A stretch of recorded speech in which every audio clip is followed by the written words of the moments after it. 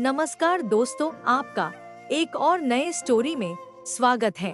Office के काम से दिन थकी हारी विजया, जो कि उसका असली नाम नहीं है, जब घर आती है तो उसे ऐसा लगता है कि मारे थकान के उसके शरीर के सारे कलपुर्जे ढीले हो गए हैं। उसे अपना डिनर तक बनाने का मन नहीं कर रहा था। सोचने लगी कि आज मैगी से ही काम चला लेगी। किसी तरह किचन में एक कप चाय बनाकर वह थोड़ा मन बहलाव के लिए जैसे ही लैपटॉप से अपने फेसबुक अकाउंट में लॉग इन करती है, तुरंत मैसेंजर में एक मैसेज पॉप अप होता है। हाय, यह किसी सौरभ का मैसेज था, जिसकी फ्रेंड्स रिक्वेस्ट विजया ने एक दिन पहले ही एक्सेप्ट की थी। Hello, how are you?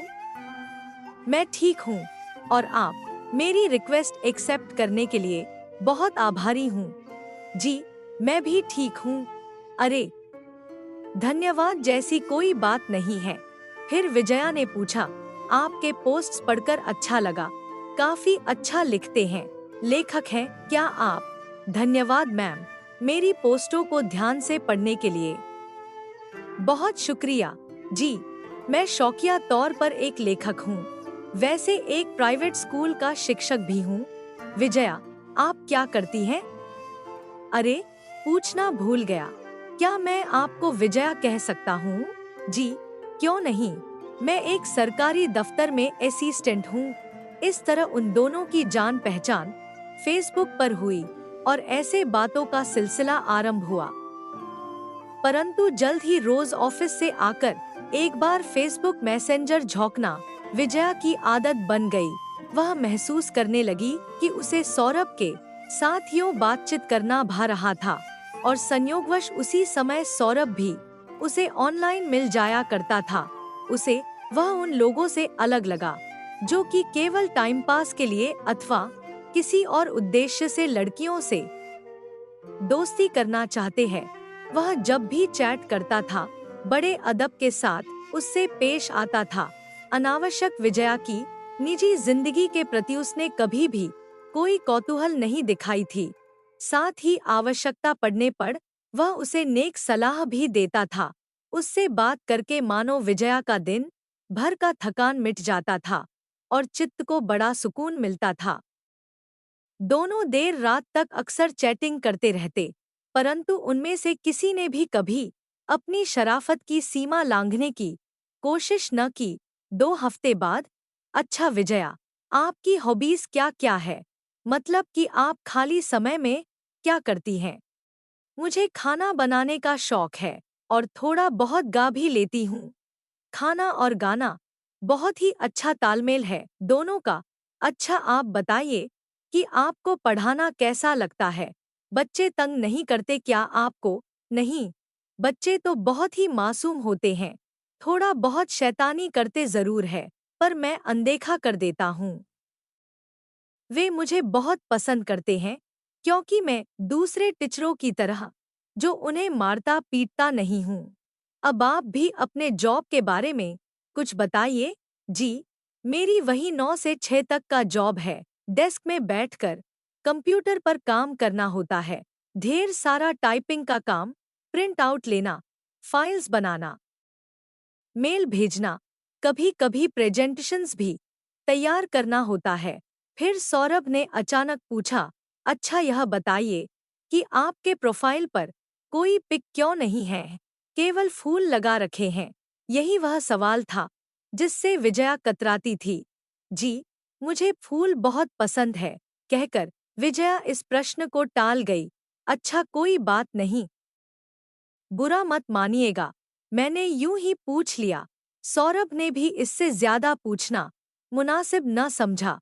फिर बात को बदलते हुए उसने पूछा, अच्छा यह बताइए, आज आपने डिनर में क्या बनाया? आज विजया का डिनर बनाने का फिर से मन नहीं हो रहा था। अपने हाथ पैरों में इतनी थकान वह महसूस कर रही थी कि उसका आज उठने का मन भी न हो रहा था। नहीं नहीं, यह बिल्कुल भी अच्छी बात नहीं है। इस तरह न खाने से आप कमजोर हो जाएंगी। और फिर कल आपको काम पर जाना है कि नहीं? सौरभ ने बड़ी मिन्नत करके आखिर उसे किचन में पहुंचा ही दिया। जब से वह हादसा हुआ था, उसके परिवार वालों और दोस्त सभी ने विजया का साथ छोड़ दिया था।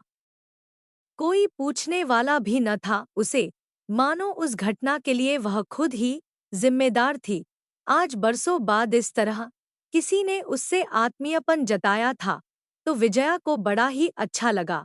उस दिन उस हादसे के बाद से विजया अपने ऑफिस से मिले इस क्वार्टर्स में रहने चली आई थी, पर यहाँ भी उसके दोस्त कोई न था। सब उसके कलीग होने के बावजूद भी उसे देखकर कन्नी काट लिया करते थे। तब से विजया अकेली ही जी रही थी। सिर्फ रोज ऑफिस वह चली जाती थी और कभी इस बात में वह नागा न करती थी। उस अकेली को घर में ज्यादा काम भी न था। हर रविवार को वह हफ्ते भर का सारा सामान खरीद लिया करती थी, फिर खाली समय काटने को दौड़ता था। भला हो मार्क जुकरबर्ग का, जिसने उन जैसों के लिए समय बिताने का ऐसा नायाब ऐप आविष्कार किया है। अब आभासी दुनिया के दोस्तों के साथ कब दिन का रात हो जाता है पता ही नहीं चलता। ये पराये लोग ही उसके लिए अच्छे हैं। कम से कम ये लोग हर वक्त उसका मूल्यांकन तो नहीं किया करते। उसके बचपन के सारे दोस्त उसे सालों बाद फिर फेसबुक पर मिल गए थे। 2 महीने बाद अब सौरभ के साथ उसकी अच्छी दोस्ती हो गई थी। वे दोनों 2 महीने से लगातार चैट कर रहे थे। अपनी दिनचर्या एक दूसरे के साथ शेयर करके उन्हें आनंद आता था। दोनों के ख्यालात भी काफी मिलते थे और दोनों एक दूसरे के पसंद नापसंद से वाकिफ हो चुके थे अब तक। सौरभ खाने का शौकीन था, वह भी पकवान बनाती। सौरभ को उसका फोटो जरूर भेजती। कहते हैं कि मर्दों के दिल का रास्ता उनके पेट से होकर जाता है। सौरभ भी कुछ ऐसा ही महसूस कर रहा था। विजया के लिए, मैं एक दिन आपके हाथों से बना इन स्वादिष्ट पकवानों को चखने जरूर आऊंगा। आप मुझे बनाकर खिलाएंगी ना? वह कहता है, जी जरूर। पर इसके आगे विजया ने कुछ न कहा। उसके पेट में भी उस वक्त तितलियां उड़ने लगी, अपनी मजबूरी से वाकिफ। वह अपने मन में सौरभ के प्रति उमड़ते भावनाओं को दबाने लगी। 6 महीने बाद एक दिन शाम को सौरभ लिखता है, मैं परसों शनिवार को आपके शहर आ रहा हूँ। क्या आप मुझसे मिलना पसंद करेंगी? विजया। विजया खुशी से एक बारगी चहक उठी। उसका भी काफी समय से सौरभ से मिलने का मन हो रहा था। वह लिखने ही वाली थी, तभी अचानक याद हो आया उसे सब कुछ। उसने बात टालने के लिए कहा, शनिवार और रविवार को मेरे ऑफिस में एक कॉन्फ्रेंस है, माफी चाहूंगी कि मैं नहीं आपसे इस बार न मिल पाऊंगी। खैर, कोई बात नहीं। सौरभ ने उत्तर दिया, एक बात कहना चाहूंगा। मैंने कभी आपको देखा तो नहीं, परंतु मेरा मन कहता है कि आप बेहद खूबसूरत हैं, अंदर से भी और बाहर से भी। इस पर विजया मौन रही। फिर इस विषय पर सौरभ ने कभी कुछ न कहा, पर और सब विषयों पर उनकी चैटिंग का सिलसिला चलता रहा। अब 2 साल से वे चैट कर रहे थे और दोनों एक दूसरे के दिल के बेहद करीब पहुंच चुके थे। सौरभ विजया के बारे में लगभग सब कुछ जान चुका था, सिवाय इसके कि वह मिलना क्यों नहीं चाहती थी। उसका कौतूहल इस बात पर बढ़ता ही गया, हो न हो जरूर कोई बात है। विजया का पास्ट, पिछली जिंदगी उसे ऐसा करने से रोक रही थी। वह अब तक विजया का नाम भी जान चुका था। इसके कई महीने बाद एक दिन रविवार को, छुट्टी के दिन सुबह, विजया देर तक सोकर उठी। करीब 10 बज रहे थे। चाय का प्याली हाथ में लेकर वह अखबार निकालकर गैलरी में आकर बैठी थी। वह अभी तक रात पोशाक में ही थी और अलसाई सी अखबार के पृष्ठों को पलट रही थी कि तभी डोरबेल बज उठा। कूड़े वाला समझकर हाथ में कूड़े का थैला लिए उसने जैसे ही दरवाजा खोला, नवागंतुक के चेहरे को देखते ही वह ठिठक गई। मैम, मैं सौरभ हूँ, आपका फेसबुक फ्रेंड। इस तरह अचानक धमकने के लिए माफी चाहता हूँ। यह कहते सौरभ समझ चुका था कि क्यों विजया को किसी से मिलना नापसंद था। कुछ क्षण मौन खड़े रहने के बाद विजया सौरभ को अंदर आने को कहती है। फिर अंदर कमरे में जाकर अपना तेजाब से झुलसा हुआ चेहरा एक दुपट्टे से ढककर और बरबस ढूलक पड़े आंसुओं के कुछ बूंदों को पोंछकर जब वह पुनः बाहर आती है तो वह कोई और ही औरत थी। क्षणिक विह्वलता को त्याग कर वह अब सच का सामना करने को पूरी तरह से तैयार थी। इतनी देर में सौरभ ने भी अपने आप को संभाल लिया था। वह लेखक था, इसलिए अंदर से बहुत ही संवेदनशील इंसान था। उसने जान लिया कि सारिका, विजया का असली नाम, दोनों ने ही अपनी पहचान दुनिया से छुपाने के लिए दूसरे नाम से अकाउंट खोला था। ने कैसे कैसे दर्द को झेला है, वह उसके लिए बेहद दुखी था और रो भी चुका था। इतनी देर तक उसने हाथ पकड़कर सारिका को सोफे पर बैठाया और बेहद संजीदगी से बोला, मैं समझ सकता हूँ आपका दर्द।